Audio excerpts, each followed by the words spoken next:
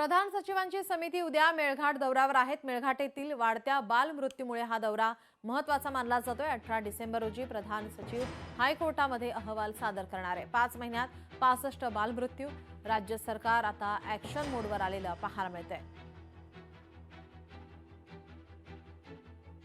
मेळघाटमध्ये दाखल पीआयएलच्या संदर्भात 3 प्रधान सचिव आणि सर्व डिपार्टमेंटचे उपसचिव दौऱ्याला येणार आहेत। आज प्रधान सचिव आदिवासी विकास विभाग ऑलरेडी मेळघाटच्या दौऱ्यावर आहेत।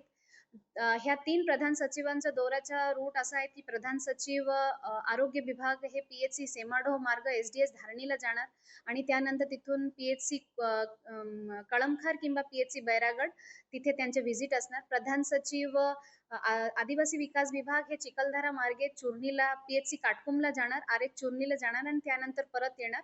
आणि प्रधान सचिव वुमेन अँड चाइल्ड डेव्हलपमेंट हे एसडीएस अचलपूरला भेट देतील आणि त्यानंतर पीएचसी टेंबरसोंडा मार्गे परत अमरावती येतील।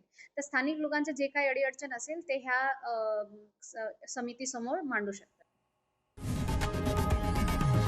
लोकशाही मराठी ऐका, पहा, जागरूक रहा।